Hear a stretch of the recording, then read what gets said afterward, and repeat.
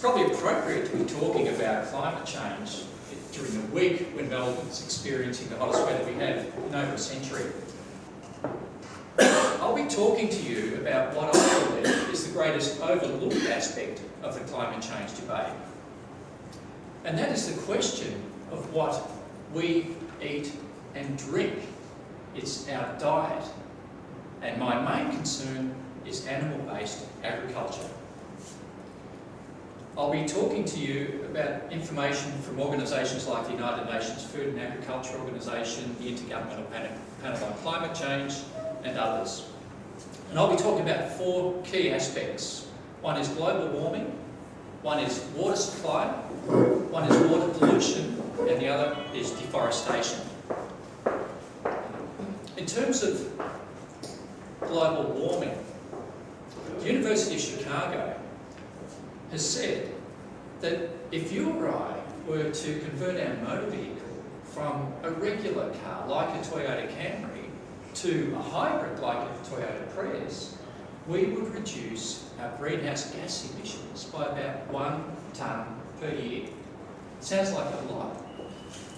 But they've also said if we were to change our diet from, in their case, the average American red meat diet, and I presume the Australian average red meat diet is pretty similar, to a plant-based diet, we reduce our greenhouse gas emissions by 1.5 tonnes per annum. 50% more than if we changed vehicles. Related to that point, the United Nations Food and Agriculture Organisation, in a December 2006 report, said that if we were to remove all modes of transport from the planet, we would have significantly less impact on greenhouse gas emissions than if we removed all livestock from the planet. Now, another aspect, another comparison I like to use is aluminium. Does anyone know how much of Victoria's electricity is consumed by the 2 aluminium smelters in the state, one at Point Henry and one at Portland? Any idea of the percentage of our electricity? 25. 15% is the figure I read, but it's a lot, and it probably depends on the time of year as well. The Australian Greenhouse Office has said that beef is more than 3 times emissions intensive than aluminium smelting. So when the state government is showing you black balloons when you're turning off appliances or leaving them on, I think they should produce an advertisement to show you your greenhouse emissions when you're eating a steak dinner. They'd probably fill the house. Water consumption is also another key issue.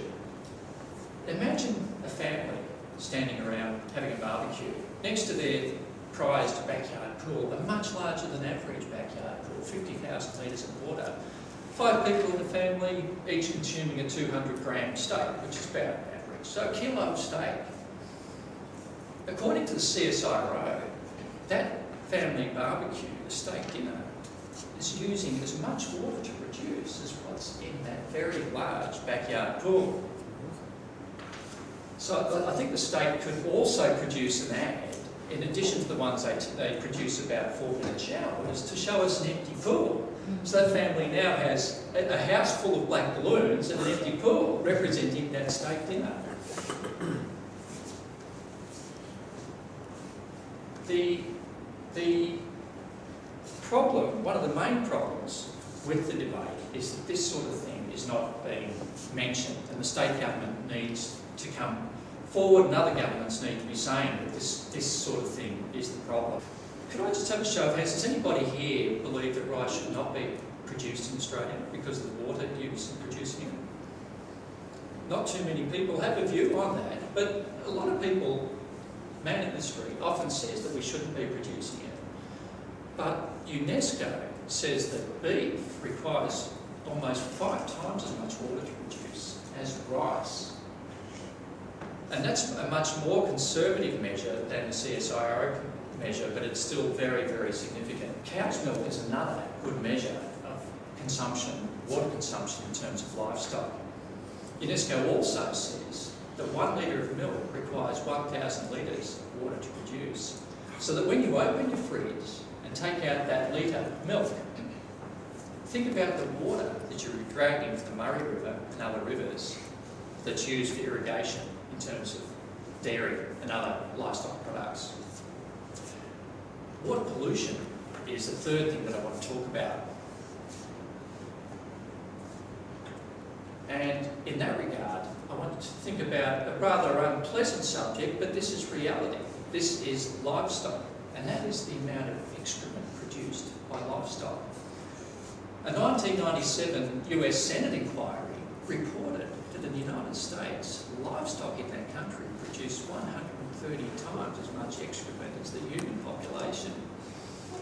Now, what does that equate to? Well, if I'm a US citizen, listens, for every man, woman and child in the US, that equates to 5 tonnes of excrement.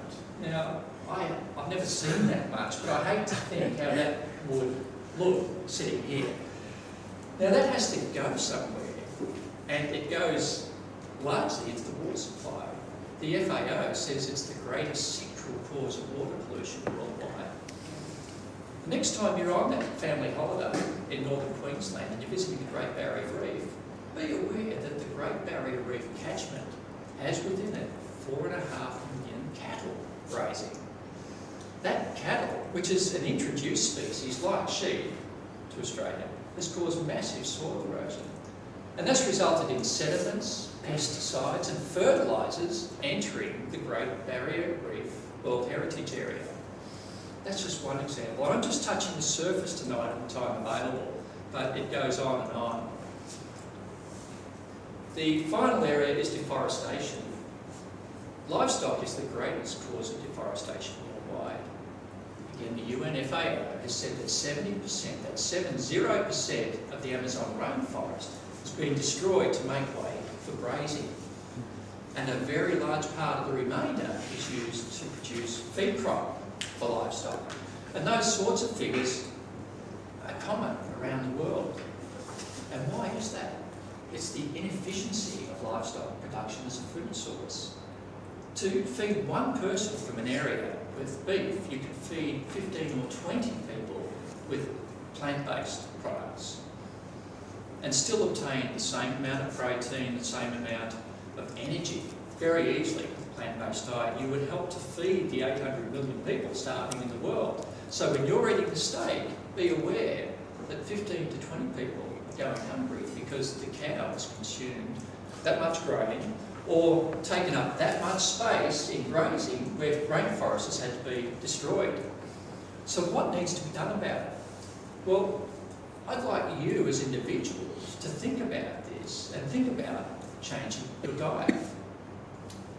If you can't do it all the way, try to avoid beef and sheep and dairy, and also with what you wear, wool, sheep and cattle have a digestive process involving something called enteric fermentation that produces methane, which is a major part of the problem.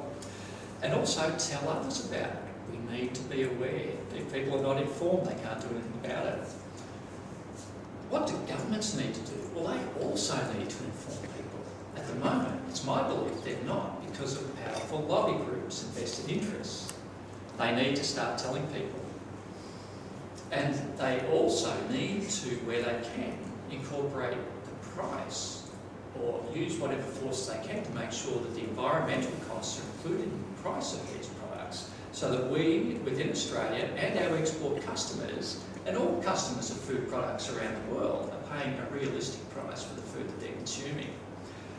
So I'd like to leave you with the thought, or my view, that if it was reasonable for the people of Great Britain during World War II to experience food rationing, it's reasonable for all of us to modify our diets when we're confronting what is, in the words of our Governor, Professor David Defensa, the greatest problem currently confronting mankind. Mr. Toastmaster.